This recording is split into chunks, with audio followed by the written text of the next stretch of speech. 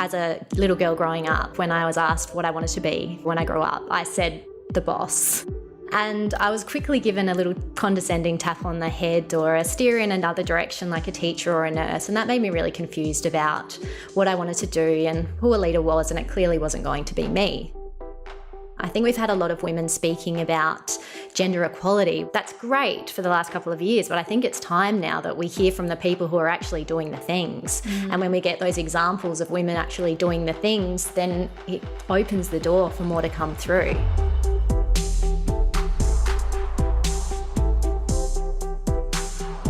Welcome to episode 142 of Be The Drop, a weekly interview podcast sharing stories from people who inspire and motivate others to help you learn how to tell your story. I'm Amelia Veal, Director at Narrative Marketing and firm believer in the superpower of storytelling. Women make up 51% of the Australian population. However, there is not 51% representation of female leaders in business. We know that many women and men want equality, so it's now time to move beyond talking about it and to actually making headway to bring about gender equality. The Edge PR is run by two female leaders who are on a mission to celebrate women in their professional lives with media and leadership training and by revolutionising female representation in mainstream media coverage. Tamsin Simounds and Amy Chandler are entrepreneurs and seasoned professionals in leadership and public relations. In today's episode of Be The Drop, Tamsin and Amy explore the next steps for female leaders in business who want to get their voice heard. The dynamic duo also discuss their approaches to business and reflect on how they came to form the Edge PR. This is Tamsin and Amy's version of Be The Drop.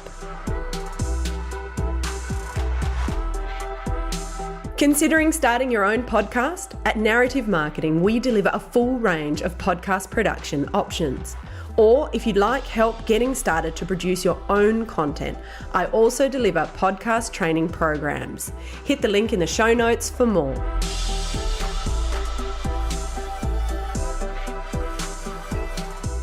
Welcome, Amy and Tamsin, for joining me on our next episode of Be The Drop. Thanks for having us. Thank you for having us. We're super excited. So, we're going to be talking quite a few things. You've got a very exciting new endeavour happening. To get us started, have you got your item of significance with you? This is the interesting thing about Amy and I, is that we started on separate journeys that were kind of working together. So we were collaborating a lot and chatting a lot about what we were doing. But her story, she's got this individual amazing story. I've got my own story. We've got our own little things that we've brought along, but our focus now is really this combining of stories to have a same but different focus. And we can't think of anything that symbolises that. We've got this business that's been built over Facebook Messenger. In terms of an item of significance, we just can't think of one. No. So we are typically good at doing our homework, but in this instance, we failed. You were stumped. Well, so you mentioned you had a couple of separate items. Do you want to tell us a little bit about them and then we'll bring the story together? Sure. I have an item which is pretty dear to me, which I have bought. Actually, it's in the car. It's a beautiful gold notebook, and it was given to me by a friend when I was about 16. And it's gone with me through uni to working in Parliament House in Canberra. And it's something that's really dear to my heart because every time I heard a phrase, a turn of phrase, or perhaps a beautiful expression, I would write it in this book. Now, this thing is filled with sentences and beautiful words, and it's kind of been a bit symbolic of my career. I credit it for giving me my vocabulary, that and J.K. Rowling. But it's symbolic of my career because I was often the youngest person in the room, but I was always the most prepared. It's really special to me, and still to this day, if you say something perhaps I've not heard of, or a fact or a beautiful turn of phrase, I'll scribble it in. And it's a really special book to me, and probably goes to show I'm a bit of a word nerd. I love that. Yeah. I can relate. Yeah. Tamsin, what about you? Well, the one that I bought in isn't quite as obvious as Amy's. I bought in a medallion from a half marathon that I ran because this process of me going through the half marathon journey is really similar to my process through leadership in business. So I have it hanging in my walk-in robe just as a reminder of the kind of stuff that I go through and how I can get out the other side.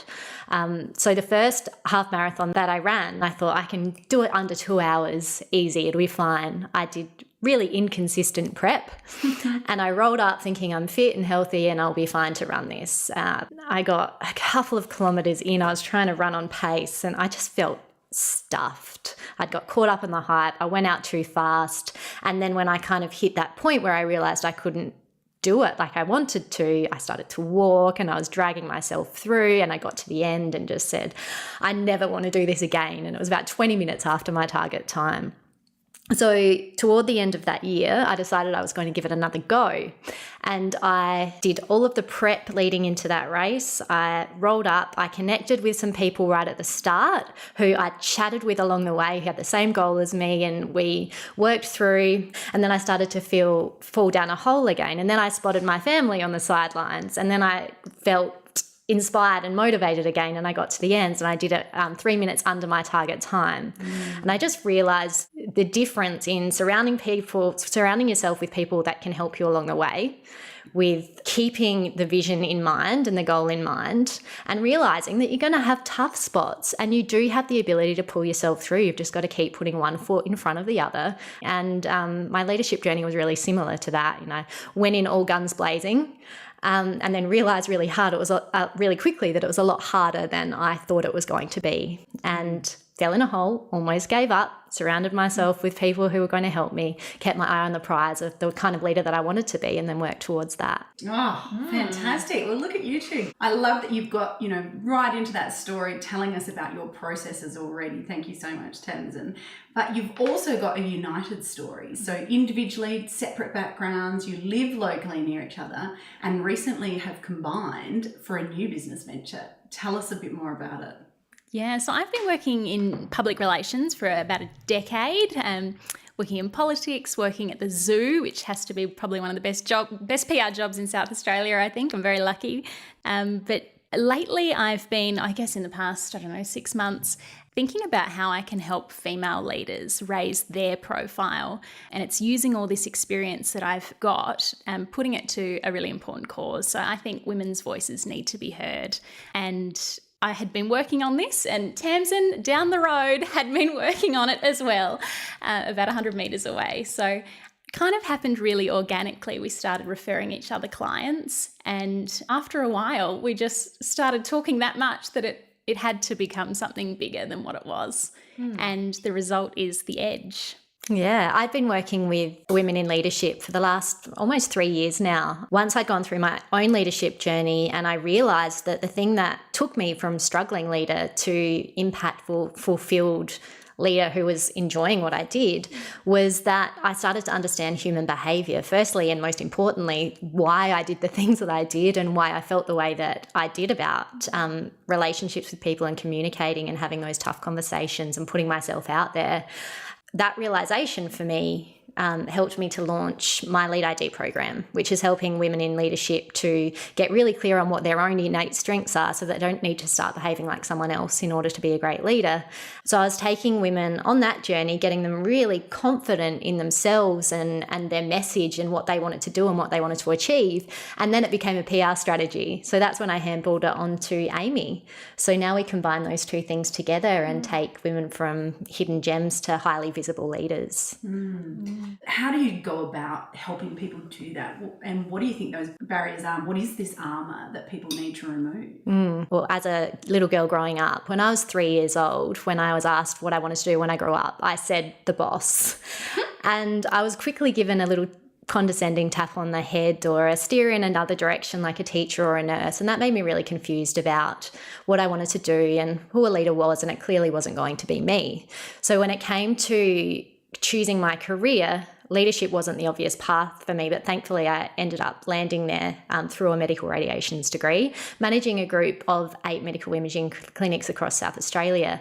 And the examples of leaders that I had were traditionally men leading in a really different way to how I would naturally lead. So I was trying to do it their way, thinking this is what a leader is and this is what a leader does. I felt like I was doing all the right things. I'd done the traditional leadership training programs where you'd get the tools and techniques of how to effectively lead, but there was no human element there. We are human beings, just put in a corporate environment trying to do our jobs, and yet we're trying to just throw structures and templates over things when what we need is real genuine human connection. So the more we can bring that to the table, the better. So to strip off that armour for me, firstly, I needed to know, well, what is my way of doing things? What does it mean to lead like Tamsin? Absolutely love that. So important. She nailed it. Nailed it. And Amy, then, you mentioned the edge is about bringing voice to female leaders. So, why do you think this is so important? I think women are actually having a bit of a renaissance at the moment.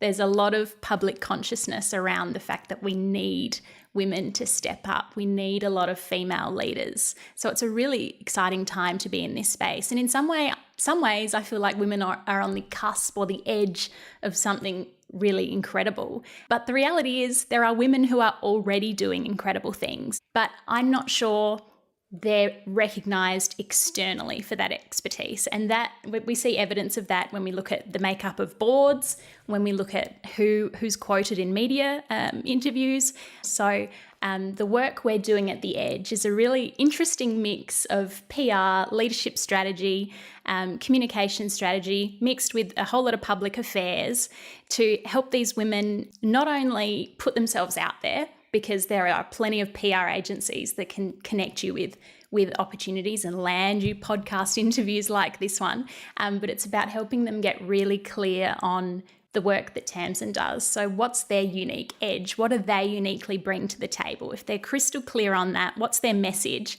Then they're ready to head out into the world to perhaps do the speaking gig, to be on the podcast, to do a radio interview confidently, because they're really solid around what their message is.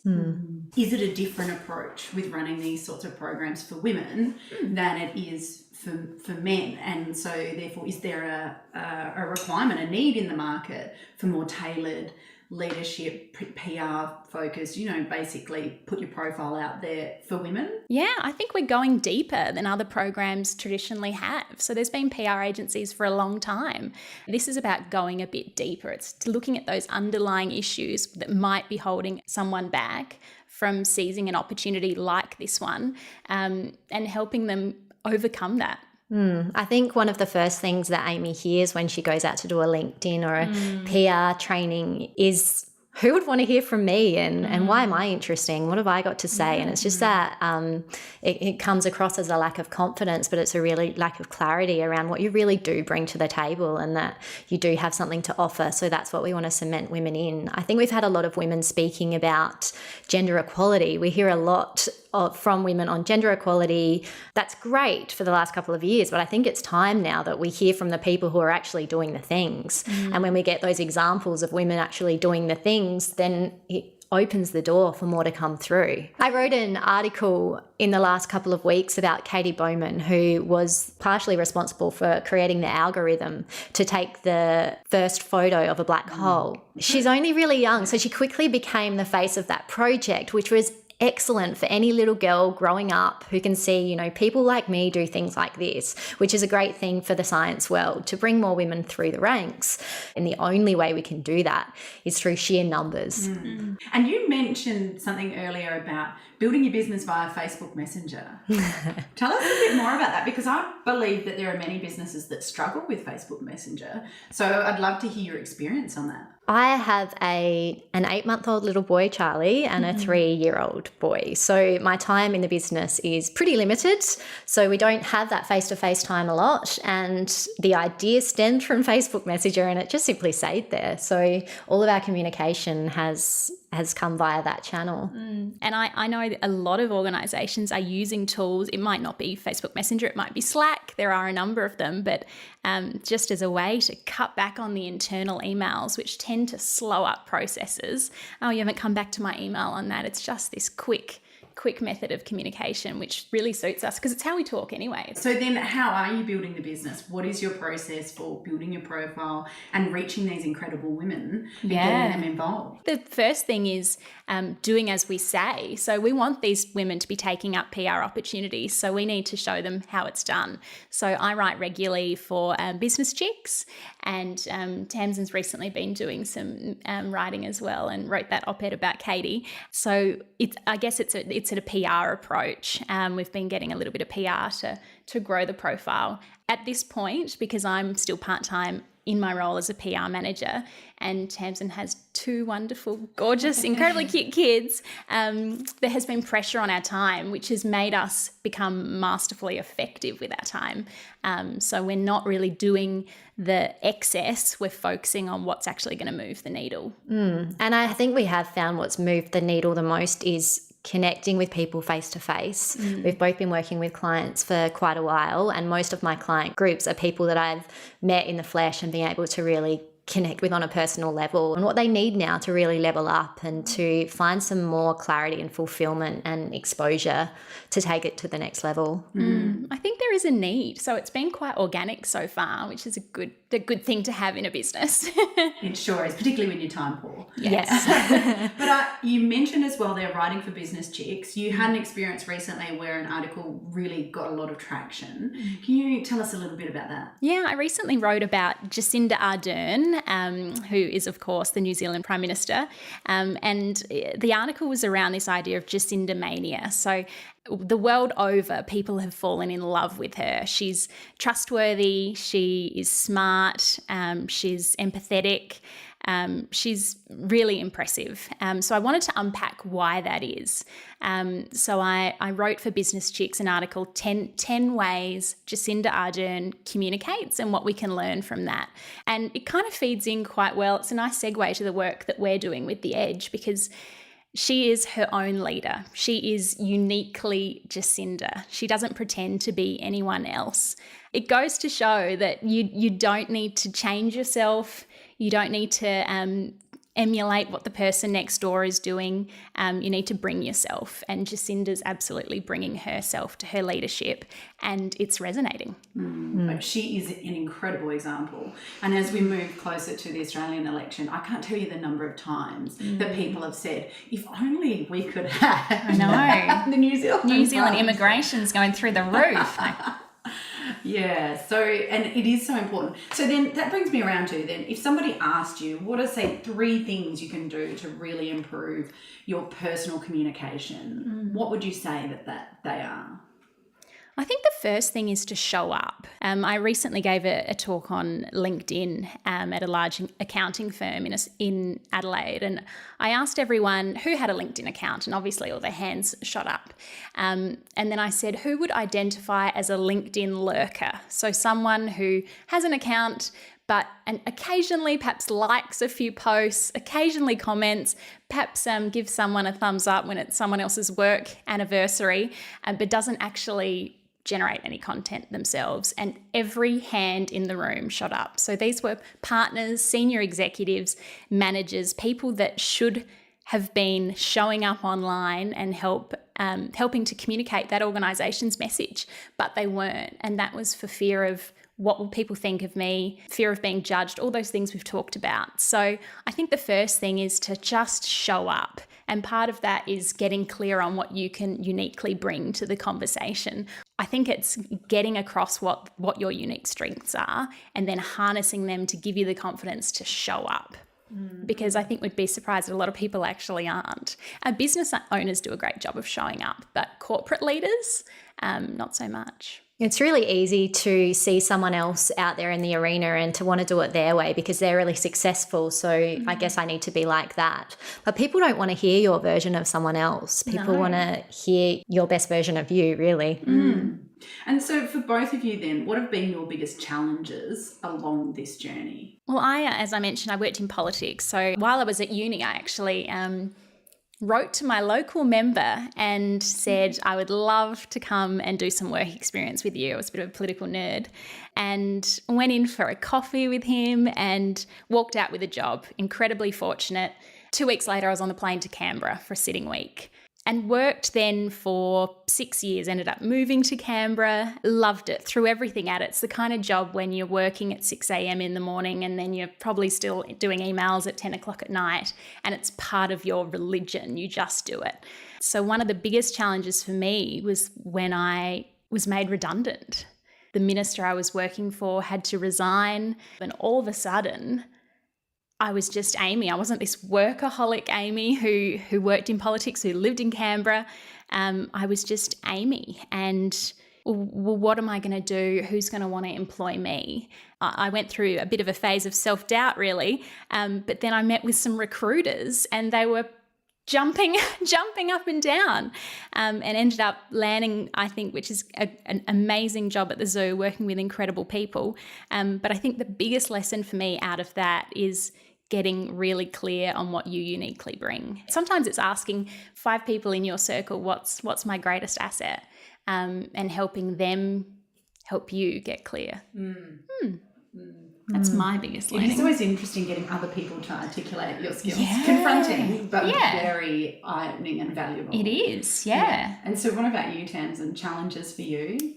So my biggest challenge, I think, was rolling into a leadership position really young and feeling the consistent need to prove myself. And that brought with it this imposter syndrome. I was just waiting for that tap on the shoulder to be told that I had no idea what I was doing. And I would have just said, oh, thank you. You're so right. I really feel like I don't know what I'm doing.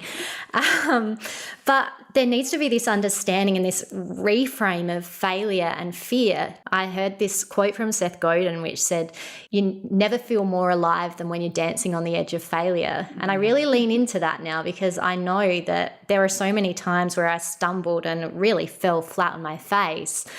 But the best things happened right after that, when I picked myself back up and just learned from it. And I love that language, lean into it, you know, and really embrace the fear of the unknown and the failure, which is, I think, something we don't do, you know, particularly people who are high achievers, you know, who really they're on this pathway, they've got goals, they want to achieve them. Absolutely. That's right. I think we really quickly try and be fair weather friends to ourselves. So we try and keep everything safe and happy, but we need to go through the stuff. We need to go through the struggle, but we do need to have the ability to think critically about, is this right for me, or am I just barking up the wrong tree? So there's a bit of that as well. It's the ability to step away and have a look at the situation and just be kind to yourself in that space as well, because it is a journey.